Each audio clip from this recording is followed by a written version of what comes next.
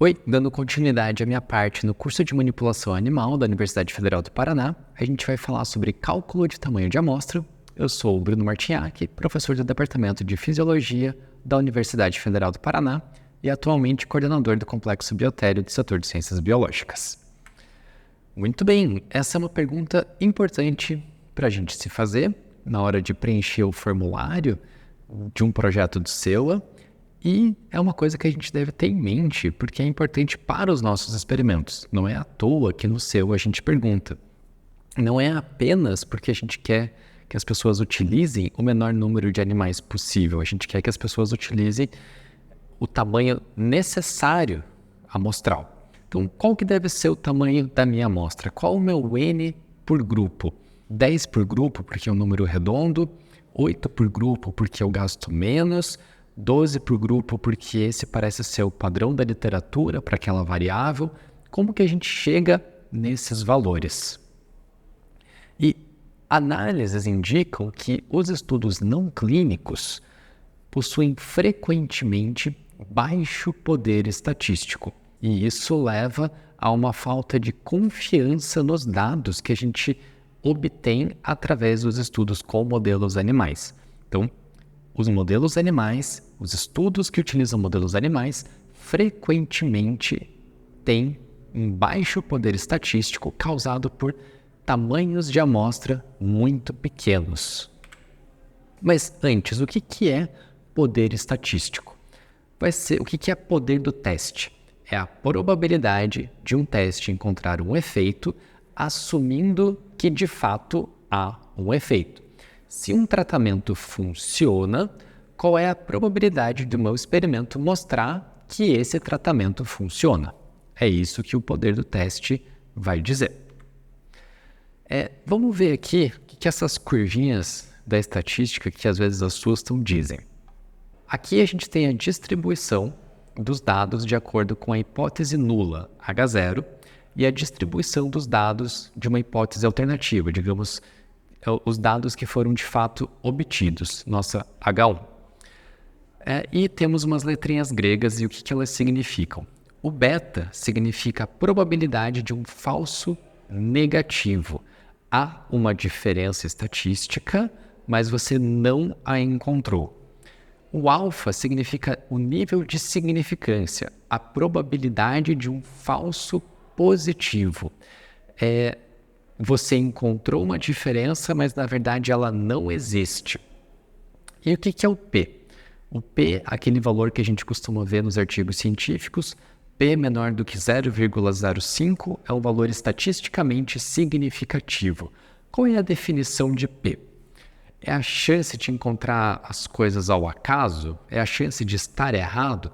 Não é exatamente isso, é perto disso. Vamos lá. P é a probabilidade de se obter um resultado tão extremo ou mais extremo do que o obtido, assumindo que a hipótese nula seja verdadeira. O que significa isso? Se eu encontro este resultado aqui, essa é a hipótese nula, isso aqui foi o que eu encontrei, a chance de eu obter um resultado igual a esse, ou mais extremo, uma diferença maior entre os grupos, assumindo que, e isso é importante, assumindo que a hipótese nula na verdade seja verdadeira, vai ser de 5%. Por que 5%? P igual 0,05, se for menor do que isso, é considerado estatisticamente significativo. Isso é totalmente arbitrário, mas é um valor que a gente acaba se prendendo. Então, tipicamente, a gente usa esse valor aqui, P menor que 0,05 ser estatisticamente significativo. Isso significa que o alfa é 0,05 ou 5%. Arbitrariamente, e talvez por ter sido perguntado, o Fisher definiu o alfa como 0,05. E o Cohen, ele achou que um falso positivo ele é 4 vezes mais grave que um falso negativo. Porque se algo poderia ter um efeito e você não detectou, não é tão grave quanto achar que algo tem um efeito, mas na verdade não tem. Você acha que encontrou a cura para uma doença você acha que estatisticamente está certo e, na verdade, não é uma cura para doença nenhuma. Então, isso é mais grave. Com isso, ele achando que um falso negativo é 4 vezes menos grave, se a gente multiplica isso aqui, o alfa por 4, a gente tem o valor de 20%. Então, 20% arbitrariamente é o quanto a gente aceita de chance de ter um falso negativo. Isso nos dá um poder de 80% para os nossos testes. A gente parte da ideia de ter um poder de pelo menos 80%. Arbitrário, né? Também acho. Então, o que um poder de 80% significa? Que você irá detectar um efeito real se ele houver em 4 de cada 5 experimentos, se o efeito de fato existir aqui. Então, em 20%, haverá um falso negativo. Encontrei um efeito aqui, aqui não encontrei, encontrei aqui, encontrei aqui de novo. Então, aqui é um falso negativo, há um efeito, mas ele não foi detectado. Não sei vocês, mas 80% não parece muito bom, né? Mas, na prática, muitos artigos são publicados sem ter um poder de pelo menos 80%. Do que depende o poder de um teste?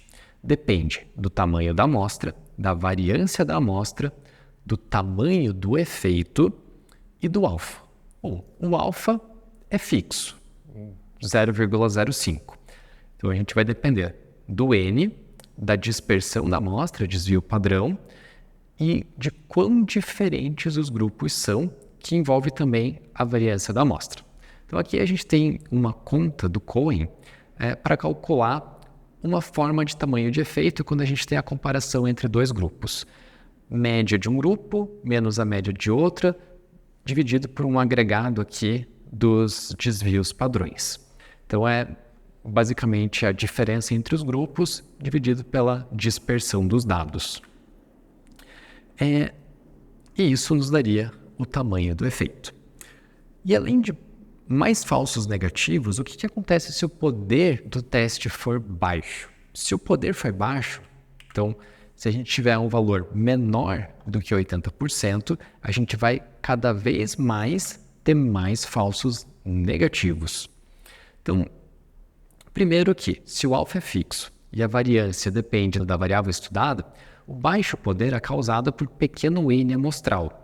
A gente pode tentar reduzir a variável reduzindo erros técnicos, erros de pipetagem, melhorando a randomização dos dados, mas tem variáveis que são intrinsecamente variáveis, com uma dispersão muito alta. Não adianta a gente querer artificialmente limitar a dispersão natural de uma variável. Então, o baixo poder estatístico acaba sendo causado, na prática, por algo mais controlável, pelo baixo N amostral.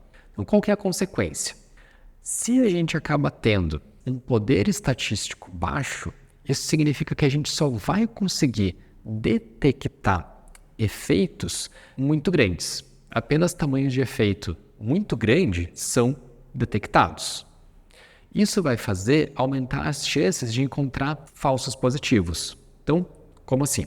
A chance de encontrar verdadeiros efeitos vão diminuir, tanto efeitos negativos quanto positivos. Então, além de ter mais falsos negativos, a gente fica com mais falsos positivos também. Porque se apenas tamanhos de efeito muito grandes são detectados, fatores de viés acabam entrando em jogo e superestimando o tamanho de efeito que de fato você está encontrando. Aqui tem o poder estatístico encontrado em meta-análises na área de neurociências.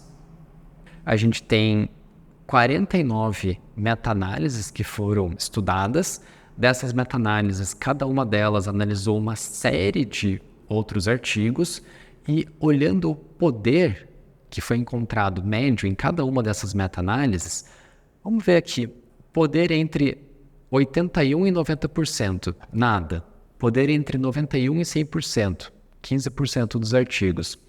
Entre 71% e 80%, digamos, aqui está 80%, menos de 5%. A maior parte dos estudos tem poder inferior a 70%. É muito baixo, incrivelmente baixo, e isso se resolve com um aumento do tamanho amostral.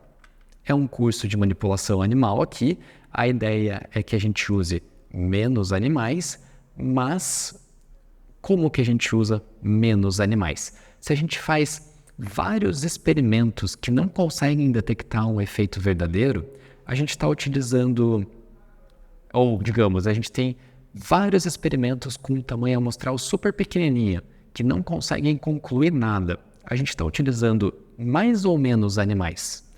Na prática, a gente está utilizando mais animais, porque a gente está utilizando pior. O importante é que o estudo seja conclusivo. Tem um termo chamado Winner's Curse, a maldição do vencedor, em que o primeiro autor a reportar um efeito provavelmente encontrou um falso positivo, ou um tamanho de efeito superestimado. Ele encontrou aquilo meio por acaso. Ele encontrou algo que é super grandioso, mas na prática foi na especificidade daquele laboratório que aquele efeito foi tão grande. Na verdade, aquele efeito é pequenininho.